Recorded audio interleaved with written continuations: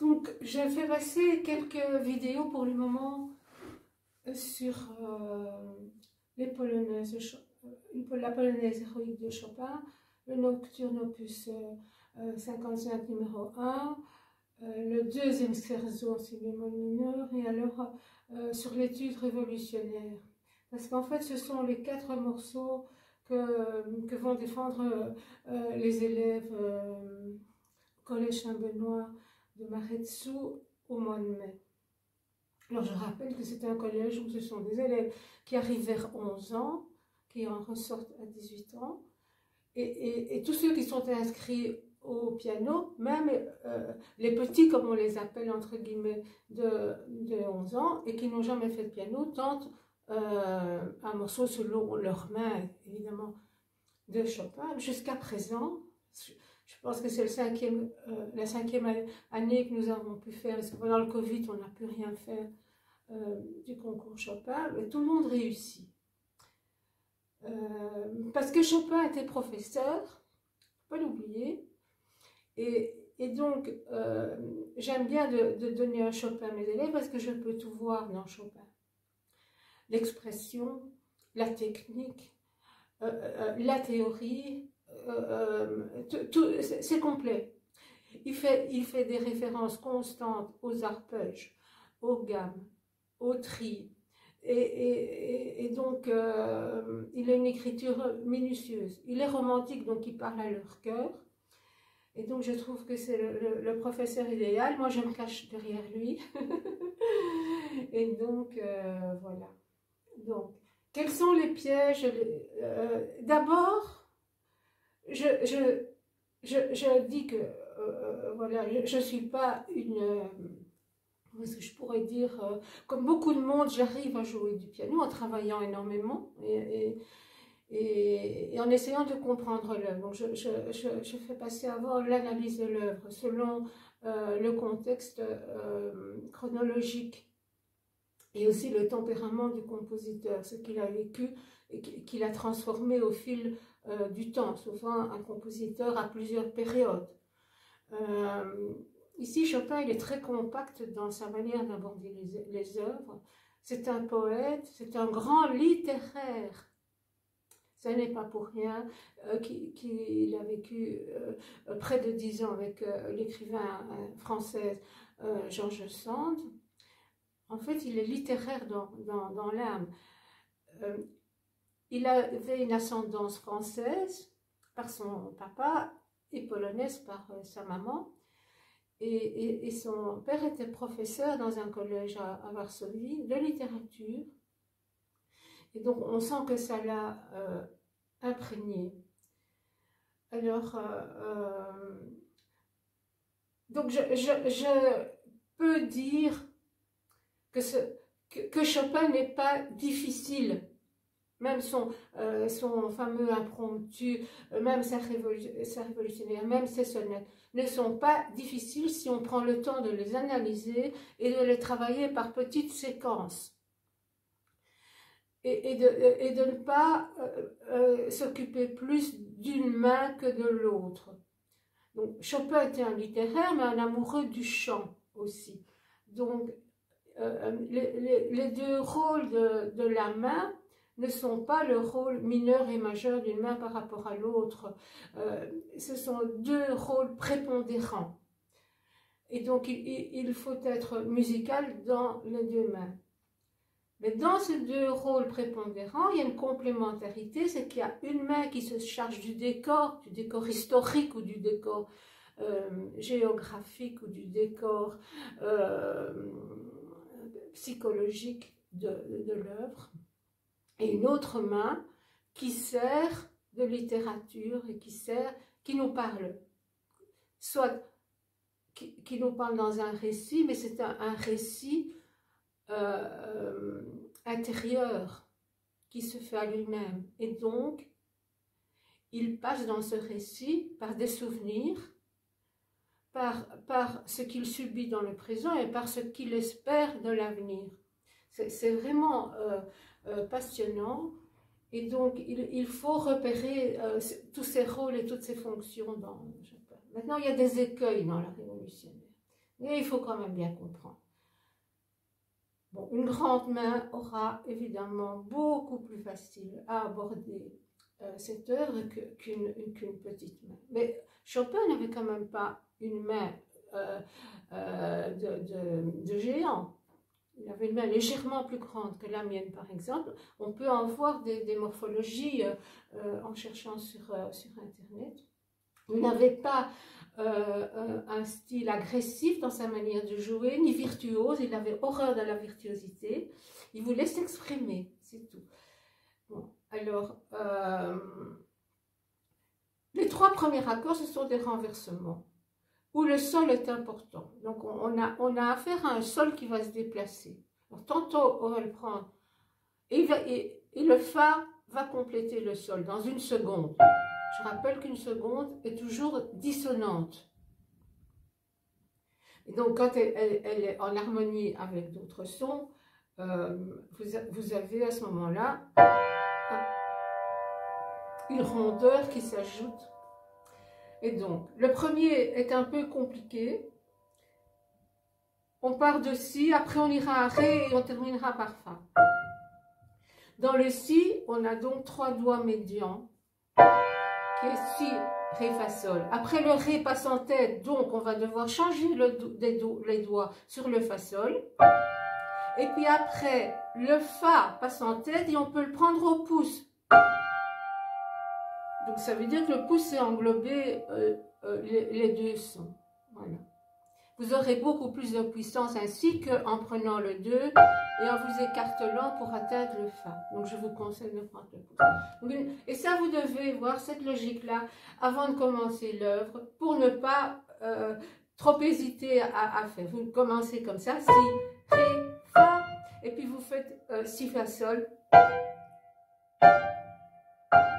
Et puis vous complétez alors avec la note manquante. Donc ça c'est pour les accords. Bon, je continue à droite. Là, ces accords sont prédominants, on va dire. Oui, j'ai oublié de le dire, mais enfin ça je suppose que vous savez. Ce sont les accords de la main droite qui font la mélodie. Et la main gauche ici crée le décor sonore. Chopin a composé ça complètement anéanti. Il a appris ça à Berlin. Je pense que c'était Berlin où il donnait un concert, où il assistait au concert de Mendelssohn. Enfin, et donc il a appris la chute de Varsovie. Et il n'a pas pu retourner, et donc il a eu très peur pour sa famille et ses amis évidemment, et il n'a pas pu retourner parce qu'en fait il est quand même, c'est quelqu'un d'assez fragile au niveau santé, et il savait bien qu'il n'avait pas les capacités physiques de lutter. Il avait les capacités morales de lutter mais pas physiques, et donc il a mis tout ce désespoir dans cette œuvre-ci. Et donc la main gauche représente le canon.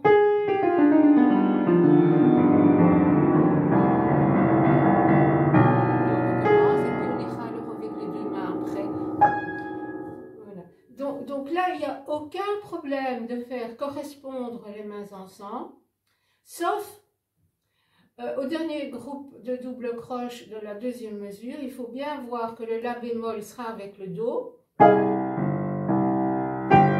puis alors on part au Ré sur le Si bécard. Voilà. Donc le La bémol qui va être constant et le Sol qui va renvoyer au renversement des accords est toujours pour le La sur le premier Do du dernier groupe des doubles croches, et le Sol sur la dernière note du dernier groupe de doubles croches. Donc ça c'est à l'identique pour assembler. Je continue ma mélodie à droite. Après ce sera une déploration de ce qui se passe dans la colère. Bien souvent, lorsque nous sommes en proie à une émotion, nous avons un double discours, c'est dramatique, mais on va s'en sortir un changement de registre, donc ce sont deux voix différentes. Ici, c'est la première réaction dans l'émotion, et puis calme-toi. Ça va peut-être s'arranger, ils vont peut-être gagner. Donc il faut faire une balance là, dans les deux registres. C'est aussi pour ça qu'il y a un forté pour le do, ré, mi, mi, et un piano pour les... Et puis non, la première fois qu'on a porté, c'est... Non, ils vont perdre. Attends. Voilà. Pendant ce temps-là, ça roule toujours à gauche. Bon, je ne sais quand même pas tout vous détailler, ça durerait trop longtemps. Faites attention, oui, donc les écueils. Les écueils, c'est que lorsqu'on aura tout déroulé avec les deux mains, etc., on va devoir affronter des vagues.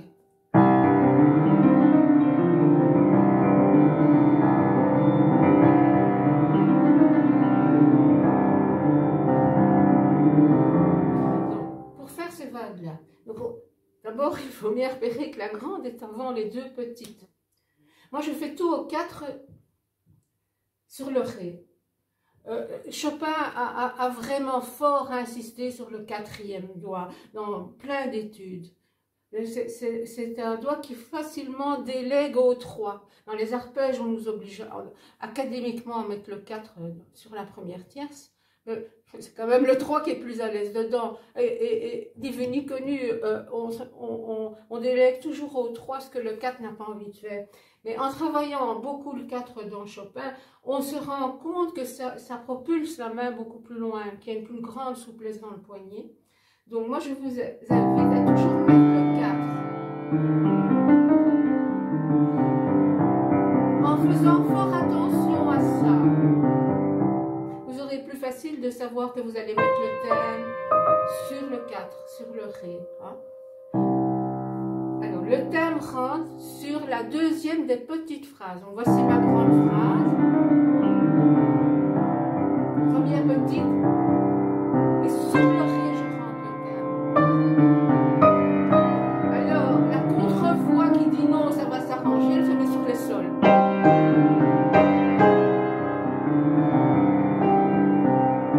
Deuxième petite prend de nouveau le thème. Donc ça, vous devez être sûr de ça. Parce que c'est important. C'est important quand vous jouerez tout à cette vitesse-là. Vous allez manquer de souffle par moment. Parce qu'il faut chaque fois reprendre de la concentration en respirant. Et si vous n'êtes pas sûr que c'est la grande phrase qui vient d'abord et sur quoi il faut mettre le thème par rapport à la main gauche, il va y avoir comme un vent de panique en vous et vous allez faire des fautes. Vous allez accrocher. Et on ne peut pas faire de fautes, on ne peut pas accrocher dans cette œuvre-là. Après, j'attire l'attention de nouveau sur la mélodie.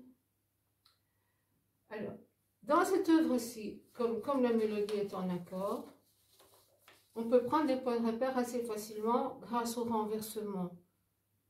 Mais il y a des faux renversements. Et c'est le cas ici quand on dit ça, le renversement de Ré la Ré, ce serait la Ré la. C'est pas ça que Chopin dit, il a fait comme un faux renversement. Voilà.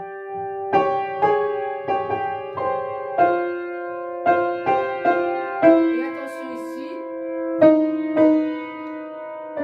même chose, c'est un écueil. Ce mi bécard qui vient ici, on ne le craint pas parce que après la main droite va monter, ouais, c'est vraiment une montée d'escalade, sans doute qu'une armée a un talus à affronter. Ou quoi, mais et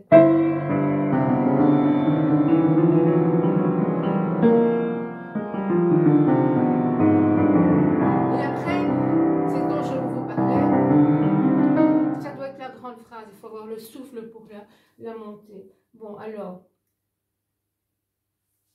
il faut bien repérer sur quelle note vous devez mettre. Donc vous avez d'abord eu ça, et après,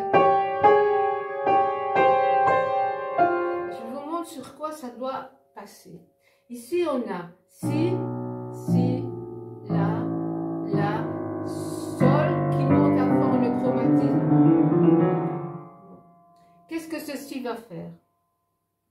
Alors, attention que moi, le doigté que j'emploie ici. Donc, ceci, je vais le faire avec un doigt pour que vous voyez le trajet sans doigté.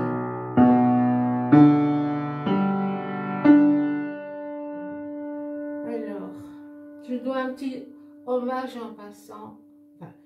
Enfin, un hommage peut jamais être petit, mais je dois un grand hommage à Rachmaninov de m'avoir appris à oser défier des doigtés académiques. C'est-à-dire que il ne faut vraiment pas craindre de faire ça avec le pouce parce que c'est l'octave, mais après de reprendre le petit doigt.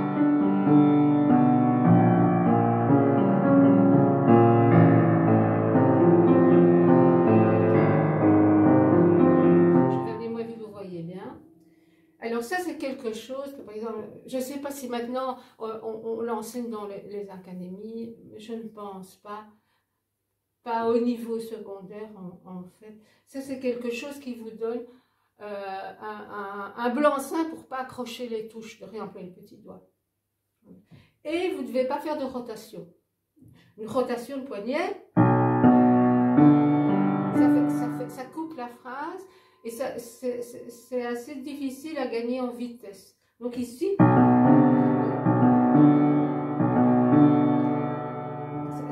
la main reste dans le plan du piano. Alors, on a un mini chromatisme ici. Ça, ce seront les notes de départ. Après, on va au chromatisme. Alors, vous devez bien repérer encore une fois sur quelle note vous devez mettre le thème. Première. Et la plus haute au-dessus. Après, sur le sol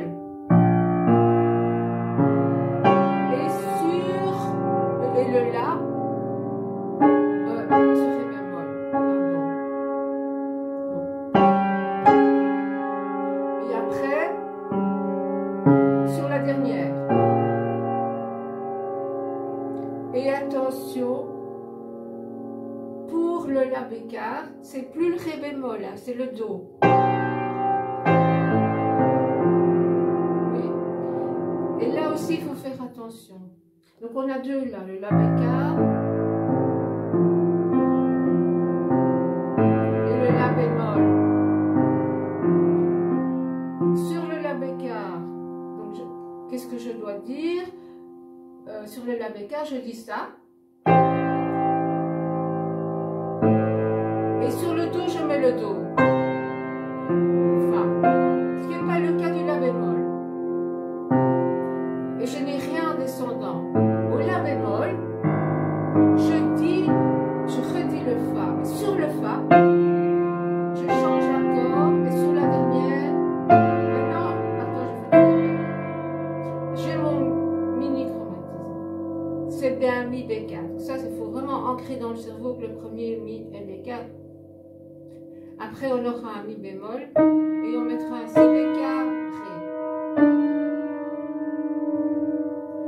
Le mi bécard est avec la première, le sol. Et le mi bémol est avec le sol bémol du chromatisme. Le sol bécard prend le si avec fa dièse. Et qu'est-ce que le cerveau confond? Il confond évidemment le sol bémol et le fa dièse. Et donc il ne sait pas où il doit placer. Donc le mi bécard est avec le premier et avec do. Le mi bémol est avec le sol bémol de la montée du chromatisme. Oui. Fa et bécard. Et le si bécard vient s'ajouter sur le sol avec fa dièse.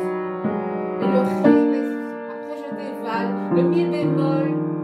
Mais le ré bécard, le si bécard, le la bémol, et il n'y a pas de mi bémol. Ré. Et grande phrase. On a un petit problème de doigté là, donc on doit bien viser. Après ça va. Après il y a un autre passage.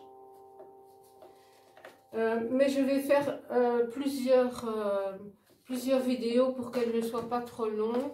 Vous avez déjà de quoi travailler ici. Même si vous l'avez déjà travaillé dans le passé, reprenez-la en analysant tout ça. Et vous verrez qu'à ce moment-là, le chemin sera beaucoup plus facile. Merci beaucoup pour votre écoute.